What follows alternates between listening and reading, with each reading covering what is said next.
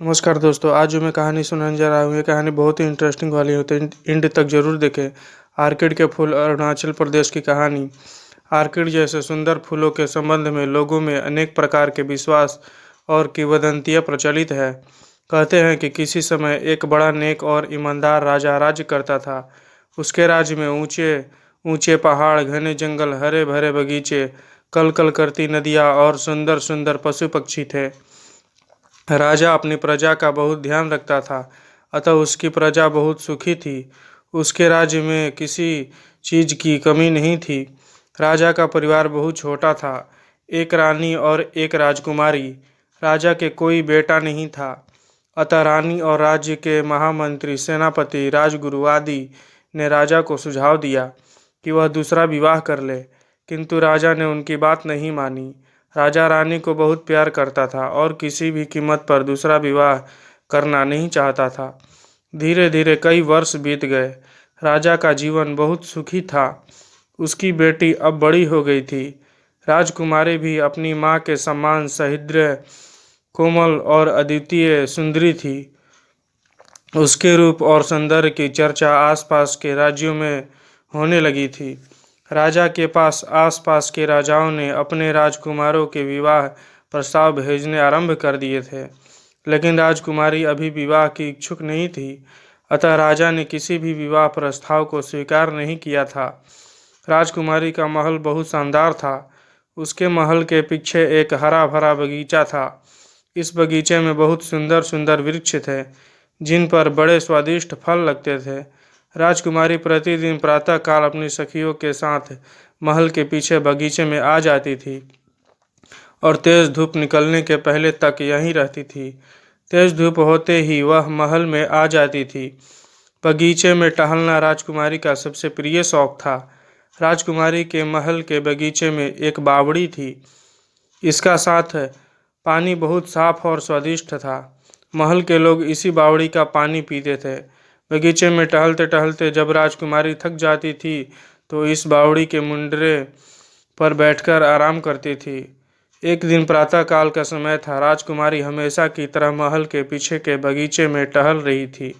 उसके साथ उसकी दो सखियां भी थी। अचानक राजकुमारी को लगा कि वह आसपास बहुत दुर्गंध है। उसने अपनी सखियों से दुर्गंध आने की बात कही और बावड़ी की मुंडेर पर आकर बैठ गई। मुंडेर पर बैठते ही राजकुमारी की तबीयत और खराब हो गई और वह अचेत हो गई। राजकुमारी के अचेत होते ही दोनों सखियां घबरा गई। उन्होंने किसी तरह राजकुमारी को संभाला और उसे उठाकर महल के भीतर ले आई। राजवैद्य ने राजकुमारी का परीक्षण किया। उसकी समझ में बस इतना आया कि राजकुमारी की बेहोशी का कारण कोई दुर्गंध है। राजकुमारी की सखियों ने भी राजा के सामने राजवैद्य को बताया कि राजकुमारी ने अचेत होने से पहले दुर्गंध की शिकायत की थी। राजा ने यह बात मालूम होते ही अपने कई सैनिकों को बुलाया और उन्हें दुर्गंध का कारण मालूम करने के लिए राजकुमारी के बगीचे में भेजा। राजा ने शहर के बाहर चूहे को जलाकर जमीन में गाड़ने का हुक्म दिया और राजकुमारी के सिर पर स्नेह से हाथ फेरने लगे। दोपहर हो चुकी थी और राजकुमारी अभी तक अचेत थी। धीरे धीरे एक सप्ताह हो गया। राजकुमारी को अभी तक होश नहीं आया था। राजवैद्य उसे तरह तरह की औषधियाँ दे रहे थे, लेकिन उस पर किसी भी औषधि का कोई प्रभाव नहीं पड़ा था। राजा रानी और राज्य के सभी लोग बहुत दुखी थे और राजकुमारी के शीघ्र होश में आने के लिए ईश्वर से प्रार्थना कर रहे थे। इसी तरह एक सप्ताह और बीत गया, लेकिन राजकुमारी को होश नहीं आया। इस मध्य राजवैद्य ने अपने राज्य के अन्य वैद्यों तक तथा पड़ोसी राज्यों के वैद्यों को भी बुलाकर उनसे परामर्श किया और राजकुमारी को बहुत प्रभावशाली औषधियाँ दी, लेकिन सभी औषधियाँ बेअसर रही। राजा और रानी 2 सप्ताह से राजकुमारी के पास ही बैठे हुए थे। उनसे राजकुमारी की हालत देखी नहीं जा रही थी। राजकुमारी बिना कुछ खाए पिए सप्ताह से अचेत पड़ी थी। राजवैद्य और उसके साथी वैद्यों की औषधियों को बेअसर होता देखकर राजा रानी की चिंता बढ़ती जा रही थी। उनकी समझ में नहीं आ रहा था कि क्या करे और क्या न करे। इसी तरह 1 महीना बीत गया। राजकुमारी अभी भी अचेत थी। उसका सुंदर गुलाबी चेहरा पीला पड़ गया था। एक विशाल कक्ष के मध्य पड़े पलंग पर राजकुमारी निर्जीव सी पड़ी थी। उसके पास रानी और राजा बैठे थे। राजकुमारी से कुछ दूरी पर खड़े राजवैद्य, महामंत्री, सेनापति, राजपुरोहित आदि आपस में राजकुमारी की बीमारी के संबंध में विचार विमर्श कर रहे थे। अचानक महामंत्री के मस्तिष्क में एक विचार आया। महामंत्री तुरंत अपने स्थान से उठा और राजा के पास पहुंचकर हाथ बांधकर खड़ा हो गया।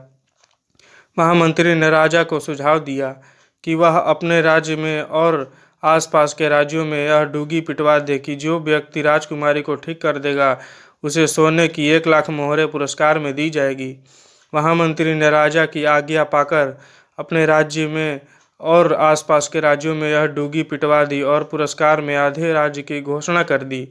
अगले दिन से ही एक से एक बढ़कर अनुभवी वैद्य आने लगे। वे आधे राज्य के लालच में अच्छी से अच्छी औषधियाँ राजकुमारी को देते, किंतु कोई लाभ नहीं होता। अंत में वो वापस लौट जाते। यह क्रम 15 दिन तक चलता रहा। एक लंबा समय बीत चुका था। राजकुमारी अभी भी अचेत थी। उसकी स्थिति में अंश मात्र भी सुधार नहीं हुआ था। राजा, रानी, महामंत्री, सेनापति, राजवैद्य, राजपुरोहित सभी निराश हो चुके थे। अब राजकुमारी के ठीक होने की कोई आशा नहीं रह गई थी। प्रातः काल का समय था। अचानक एक सेवक ने राजकुमारी के महल में प्रवेश किया और बताया कि एक परदेशी युवक आया है। उसका दावा है कि वह राजकुमारी को ठीक कर देगा। राजा को आशा की एक किरण दिखाई दी। उसने सैनिक को आदेश दिया कि वह पूरे सम्मान के साथ नवयुवक को ले आए। नवयुवक ने सर्वप्रथम राजा और रानी का अभिवादन किया और इसके बाद उनसे पूरी बात बताने को कहा। राजा के स्थान पर राजकुमारी की सहेली ने नवयुवक को राजकुमारी के महल के बगीचे में घूमने और दुर्गंध आने से लेकर अचेत होने तक की कहानी सुना दी। नवयुवक पूरी बात ध्यान से सुनता रहा। इसके बाद उसने राजकुमारी को बगीचे में ले चलने के लिए कहा। राजा ने नवयुवक से कुछ नहीं कहा। उसने राजकुमारी की सेविकाओं को आदेश दिया कि बगीचे में राजकुमारी के लिए आरामदायक बिस्तर लगाया जाए और फिर राजकुमारी को बगीचे में पहुंचाया जाए। राजा की आज्ञा का तुरंत पालन हुआ और बगीचे में शानदार बिस्तर लगा दिया गया। इसके बाद 4 सेविकाओं ने राजकुमारी को उठाकर बगीचे में पहुंचा दिया। नवयुवक ने राजकुमारी का बिस्तर एक वृक्ष के नीचे लगवाया था। अचानक नवयुवक ने दोनों आंखें बंद करके अपने हाथ आसमान की ओर उठाए और कुछ बदबुदाने लगा। संभवतः वह ईश्वर की प्रार्थना कर रहा था। इसके बाद उसने अपने कपड़ों के भीतर से एक बांसुरी निकाली और बजाने लगा।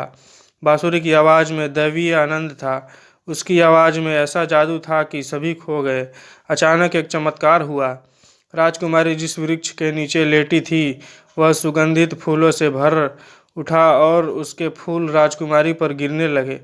अब नवयुवक अपने बगीचे में घूम घूम कर बांसुरी बजाने लगा। वह बांसुरी बजाते हुए जिस वृक्ष के नीचे से गुजरता वह वृक्ष फूलों से लद जाता। इसी समय राजकुमारी को होश आ गया। वह उठकर बैठ गई और बगीचे में चारों ओर फैले राजा, रानी और राज्य के सभी लोग खुश हो गए। वे राजकुमारी के हालचाल पूछने लगे और नवयुवक को कुछ देर के लिए भूल से गए। जब उन्हें नवयुवक की याद आई तो वह जा चुका था। राजा और उसके सेवकों ने नवयुवक को ढूंढने का बहुत प्रयास किया, किंतु वह नहीं मिला। अगले दिन सभी ने देखा राज्य के सारे वृक्षों पर रंग बिरंगे फूल खिले थे और उनकी सुगंध से पूरा वातावरण महक रहा था। कहते हैं कि यह नवयुवक प्रतिवर्ष बसंत में बांसुरी बजाता हुआ निकलता है। उसकी बांसुरी की आवाज़ से सभी वृक्ष फूलों से लद जाते हैं और चारों ओर मोहक सुगंध फैल जाती है। कहानी कैसी लगी? कहानी अच्छी लगी तो हमारे चैनल को सब्सक्राइब करें, बेल आइकन घंटी दबाएं, लाइक करें और प्यारा सा कमेंट ज़रूर करें।